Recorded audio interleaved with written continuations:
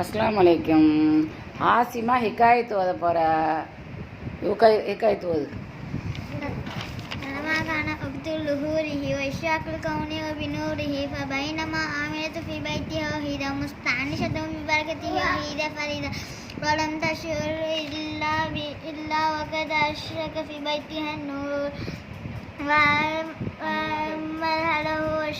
وأما الفرح والسرور أقبلت ملائكة والحور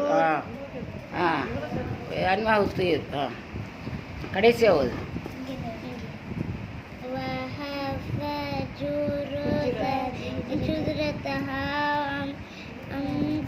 أنواع الطيور وهي تسمع لازدحامهم واحتفالهم بكذوم اللهب بهمسا وكيف لا وسيد العالمين فيها همسا في بيتها همسا.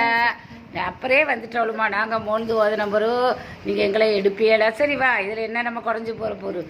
ரெண்டு பேர் அப்படியே வந்துட்டாலும் நாங்கள் தைக்காக்கு போயிட்டு வரோம். மோழ்ந்து கிதாப்பை கொண்டு வருவோம், எங்களை எடுப்பியல. சரி சின்ன ஹிக்காயத்தை ஓதுங்க, சின்ன பிள்ளைகள் தானே அதுக்கு வர. இவன் முனீராட மாவம்மா, இப்போ என்னண்டு ஆசிமா, உன் பேர் என்னண்டு ரஹமத்தாமினா. ரஹமத்தாமினா இவ ஆசியா ஜோரா இருக்கிறாள் பாரு.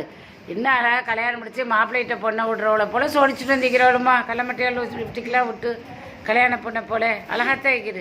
ப்ரோக்ராம் வேணுமே பத்துல்கமாக்கும், அதனால தான் மெயினாக எடுக்கிறேன். சரி, அடுத்த வருஷத்துக்கு இதை விட அழகாக ஓதனேன்னா அல்லாஹ் மசல்லி வசல்லி. எப்போ திருத்தனே தீவு திருவோம் பாப்பா, தீவு திருத்தனே சொல்கா திருவோம்.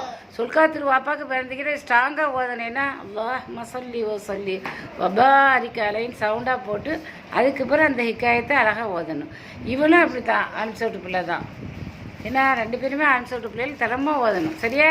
இப்போ நீங்கள் அப்படியே வந்து சொல்லிட்டு போயிட்டீங்களா, ஆசைப்பட்டீங்களான்னு இப்போ எடுக்கிறேன்.